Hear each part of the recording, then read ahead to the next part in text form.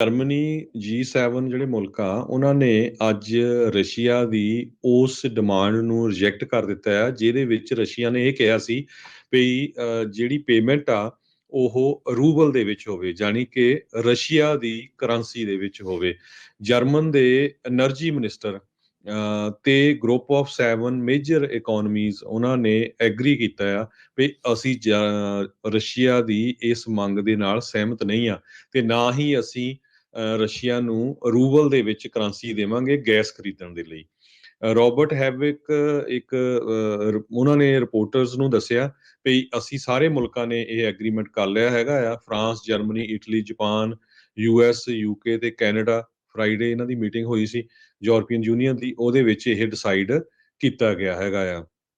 ਪੁਟਨ ਨੇ ਇਹ ਕਿਹਾ ਸੀ ਵੀ ਰਸ਼ੀਆ ਤੋਂ ਜਿਹੜਾ ਵੀ ਸਮਾਨ ਲੈ ਰਿਹਾ ਹੈ ਉਹ ਸਾਰਾ ਕੁਝ ਉਹਦੀ ਪੇਮੈਂਟ ਰੂਬਲ ਦੇ ਵਿੱਚ ਹੋਊਗੀ, ਖਾਸ ਕਰਕੇ ਉਹਨਾਂ ਮੁਲਕਾਂ ਤੋਂ ਜਿਹੜੇ ਅਨਫ੍ਰੈਂਡਲੀ ਹੈਗੇ ਆ, ਜਿਹੜੇ ਉਸ ਰਸ਼ੀਆ ਦੇ ਉਲਟ ਹੈਗੇ ਆ। ਇੱਕ ਤਰ੍ਹਾਂ ਦੇ ਨਾਲ ਕਹਿੰਦੇ ਵੀ ਰੂਬਲ ਕਲੈਪਸ ਹੋਣ ਦੇ ਕੰਢੇ ਦੇ ਉੱਤੇ ਆ। ਆਪਾਂ ਦੇਖਿਆ ਵੀ ਕਿੰਨੀ ਪ੍ਰਾਈਸ ਰੂਬਲ ਦੀ ਪਿਛਲੇ 1 ਮਹੀਨੇ ਦੇ ਦੌਰਾਨ ਘਟ ਗਈ ਆ, ਜਦੋਂ ਤੋਂ ਹੀ ਰਸ਼ੀਆ ਯੂਕਰੇਨ ਦੇ ਵਿੱਚ ਫਰਵਰੀ 24 ਨੂੰ ਐਂਟਰ ਕੀਤਾ ਸੀ। ਉਸ ਤੋਂ ਬਾਅਦ ਹੀ ਜਦੋਂ ਇੰਨੀਆਂ ਬੰਦਸ਼ਾਂ ਲੱਗ ਗਈਆਂ ਤੇ ਰੂਬਲ ਦੀ ਜਿਹੜੀ ਕੀਮਤ ਆ ਉਹ ਘਟਣੀ ਹੋ ਗਈ ਸੀਗੀ। ਤੇ ਇਸੇ ਤਰ੍ਹਾਂ ਇੱਕ ਰਿਪੋਰਟਰ ਨੇ ਰਸ਼ੀਆ ਦੇ ਸਪੋਕਸਪਰਸਨ ਡਮਿਟਰੀ ਪੈਸਕੋਵ ਉਹਨਾਂ ਨੂੰ ਪੁੱਛਿਆ ਵੀ ਇਹਦੇ ਬਾਰੇ ਤੁਸੀਂ ਕੀ ਕਹਿਣਾ ਚਾਹੁੰਦੇ ਆ, ਤੇ ਉਹਨਾਂ ਨੇ ਇਹ ਕਿਹਾ ਵੀ ਜੇ ਉਹ ਮੁਲਕ ਕਹਿੰਦੇ ਆ ਵੀ ਅਸੀਂ ਰੂਬਲ ਦੇ ਵਿੱਚ ਨਹੀਂ ਦੇਣੀ ਹੈਗੀ ਪੇਮੈਂਟ, ਤੇ ਫਿਰ ਤੁਸੀਂ ਕੀ ਕਰੋਗੇ? ਉਹ ਕਹਿੰਦੇ ਵੀ ਅਸੀਂ ਫ੍ਰੀ ਗੈਸ ਨਹੀਂ ਕਿਸੇ ਨੂੰ ਦੇਣ ਲੱਗੇ, ਤੇ ਅਸੀਂ ਕੱਟ ਕਰ ਸਕਦੇ ਹੈਗੇ ਆ।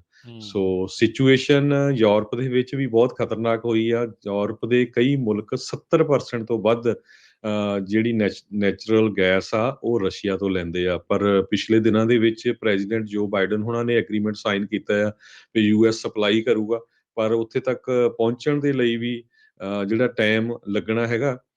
ਸੋ ਕਿਉਂਕਿ ਕੀਮਤਾਂ ਇੰਨੀਆਂ ਜ਼ਿਆਦਾ ਹੋ ਗਈਆਂ ਆ। ਆਪਾਂ ਤਾਂ ਦੇਖ ਹੀ ਰਹੇ ਹਾਂ USA ਦੇ ਵਿੱਚ ਗੈਸ ਦੀ ਪ੍ਰਾਈਸ ਤਾਂ $6 ਨੂੰ ਹੋਈ ਹੋ ਆ, ਕੈਲੀਫੋਰਨੀਆ 'ਚ ਤਾਂ, ਪਰ ਯੂਰਪ ਦੇ ਵਿੱਚ ਹੋਰ ਵੀ ਜ਼ਿਆਦਾ ਜਿਹੜੀ ਮਹਿੰਗੀ ਆ। ਸੋ ਆਮ ਲੋਕ ਦੇ ਡਰ ਤੋਂ ਵੀ ਜਿਹੜੇ ਲੀਡਰ ਆ ਉਹ ਵੀ ਥੋੜੇ ਬੜੇ ਹੌਲੀ ਹੌਲੀ ਪੈਰ ਰੱਖ ਰਹੇ ਆ ਆਪਣੇ, ਵੀ ਕਿਤੇ ਜਿਹੜੀਆਂ ਲੋਕ ਆ ਉਹਨਾਂ ਸਰਕਾਰਾਂ ਦੇ ਉਲਟ ਨਾ ਹੋ ਜਾਣ, ਕਿਉਂਕਿ ਲੋਕਾਂ ਨੇ ਅਲਟੀਮੇਟਲੀ ਤਾਂ ਆਪਣੇ ਤੇ ਦੇਖਣਾ ਵੀ ਸਾਡੇ ਦੇ ਉੱਤੇ ਕਿੰਨਾ ਕੁ ਜਿਹੜਾ ਅਸਰ ਪੈਂਦਾ ਹੈਗਾ ਆ। ਜਰਮਨੀ G7 ਜਿਹੜੇ ਮੁਲਕ ਆ ਉਹਨਾਂ ਨੇ ਅੱਜ ਰਸ਼ੀਆ ਦੀ ਉਸ ਡਿਮਾਂਡ ਨੂੰ ਰਿਜੈਕਟ ਕਰ ਦਿੱਤਾ ਹੈ, ਜਿਹਦੇ ਵਿੱਚ ਰਸ਼ੀਆ ਨੇ ਇਹ ਕਿਹਾ ਸੀ ਵੀ ਜਿਹੜੀ ਪੇਮੈਂਟ ਆ ਉਹ ਰੂਬਲ ਦੇ ਵਿੱਚ ਹੋਵੇ, ਜਾਣੀ ਕਿ ਰਸ਼ੀਆ ਦੀ ਕਰੰਸੀ ਦੇ ਵਿੱਚ ਹੋਵੇ। ਜਰਮਨ ਦੇ એનર્ਜੀ ਮਿਨਿਸਟਰ ਤੇ ਗਰੁੱਪ ਆਫ 7 ਮੇਜਰ ਇਕਨੋਮੀਜ਼ ਉਹਨਾਂ ਨੇ ਐਗਰੀ ਕੀਤਾ ਆ ਵੀ ਅਸੀਂ ਰਸ਼ੀਆ ਦੀ ਇਸ ਮੰਗ ਦੇ ਨਾਲ ਸਹਿਮਤ ਨਹੀਂ ਆ, ਤੇ ਨਾ ਹੀ ਅਸੀਂ ਰਸ਼ੀਆ ਨੂੰ ਰੂਬਲ ਦੇ ਵਿੱਚ ਕਰੰਸੀ ਦੇਵਾਂਗੇ ਗੈਸ ਖਰੀਦਣ ਦੇ ਲਈ।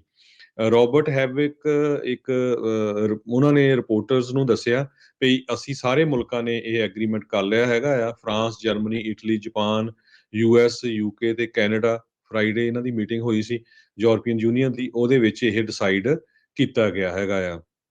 ਪੁਟਨ ਨੇ ਇਹ ਕਿਹਾ ਸੀ ਵੀ ਰਸ਼ੀਆ ਤੋਂ ਜਿਹੜਾ ਵੀ ਸਮਾਨ ਲੈ ਰਿਹਾ ਹੈ ਉਹ ਸਾਰਾ ਕੁਝ ਉਹਦੀ ਪੇਮੈਂਟ ਰੂਬਲ ਦੇ ਵਿੱਚ ਹੋਊਗੀ, ਖਾਸ ਕਰਕੇ ਉਹਨਾਂ ਮੁਲਕਾਂ ਤੋਂ ਜਿਹੜੇ ਅਨਫ੍ਰੈਂਡਲੀ ਹੈਗੇ ਆ, ਜਿਹੜੇ ਉਸ ਰਸ਼ੀਆ ਦੇ ਉਲਟ ਹੈਗੇ ਆ।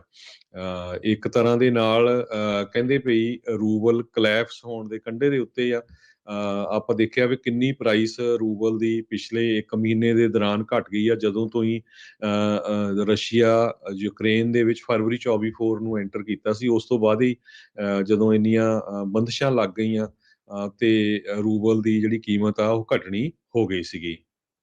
ਤੇ ਇਸੇ ਤਰ੍ਹਾਂ ਇੱਕ ਰਿਪੋਰਟਰ ਨੇ ਰਸ਼ੀਆ ਦੇ ਸਪੋਕਸਪਰਸਨ ਡਮਿਟਰੀ ਪੈਸਕੋਵ ਉਹਨਾਂ ਨੂੰ ਪੁੱਛਿਆ ਵੀ ਇਹਦੇ ਬਾਰੇ ਤੁਸੀਂ ਕੀ ਕਹਿਣਾ ਚਾਹੁੰਦੇ ਆ, ਤੇ ਉਹਨਾਂ ਨੇ ਇਹ ਕਿਹਾ ਵੀ ਜੇ ਉਹ ਮੁਲਕ ਕਹਿੰਦੇ ਆ ਵੀ ਅਸੀਂ ਰੂਬਲ ਦੇ ਵਿੱਚ ਨਹੀਂ ਦੇਣੀ ਹੈਗੀ ਪੇਮੈਂਟ, ਤੇ ਫਿਰ ਤੁਸੀਂ ਕੀ ਕਰੋਗੇ? ਉਹ ਕਹਿੰਦੇ ਵੀ ਅਸੀਂ ਫ੍ਰੀ ਗੈਸ ਨਹੀਂ ਕਿਸੇ ਨੂੰ ਦੇਣ ਲੱਗੇ, ਤੇ ਅਸੀਂ ਕੱਟ ਕਰ ਸਕਦੇ ਹੈਗੇ ਆ।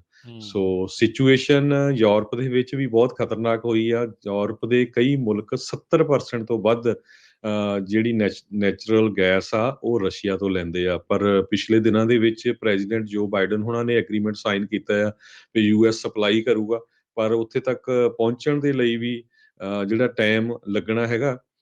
ਸੋ ਕਿਉਂਕਿ ਪ੍ਰਾਈਸਾਂ ਕੀਮਤਾਂ ਇੰਨੀਆਂ ਜ਼ਿਆਦਾ ਹੋ ਗਈਆਂ ਆ। ਆਪਾਂ ਤਾਂ ਦੇਖ ਹੀ ਰਹੇ ਹਾਂ ਯੂਐਸਏ ਦੇ ਵਿੱਚ ਗੈਸ ਦੀ ਪ੍ਰਾਈਸ ਤਾਂ $6 ਨੂੰ ਹੋਈ ਹੋ ਆ, ਕੈਲੀਫੋਰਨੀਆ 'ਚ ਤਾਂ, ਪਰ ਯੂਰਪ ਦੇ ਵਿੱਚ ਹੋਰ ਵੀ ਜ਼ਿਆਦਾ ਜਿਹੜੀ ਮਹਿੰਗੀ ਆ। ਸੋ ਆਮ ਲੋਕ ਦੇ ਡਰ ਤੋਂ ਵੀ ਜਿਹੜੇ ਲੀਡਰ ਆ ਉਹ ਵੀ ਥੋੜੇ ਬੜੇ ਹੌਲੀ ਹੌਲੀ ਪੈਰ ਰੱਖ ਰਹੇ ਆ ਆਪਣੇ, ਵੀ ਕਿਤੇ ਜਿਹੜੀਆਂ ਲੋਕ ਆ ਉਹਨਾਂ ਸਰਕਾਰਾਂ ਦੇ ਉਲਟ ਨਾ ਹੋ ਜਾਣ, ਕਿਉਂਕਿ ਲੋਕਾਂ ਨੇ ਅਲਟੀਮੇਟਲੀ ਤਾਂ ਆਪਣੇ ਤੇ ਦੇਖਣਾ ਵੀ ਸਾਡੇ ਦੇ ਉੱਤੇ ਕਿੰਨਾ ਕੁ ਜਿਹੜਾ ਅਸਰ ਪੈਂਦਾ ਹੈਗਾ ਆ।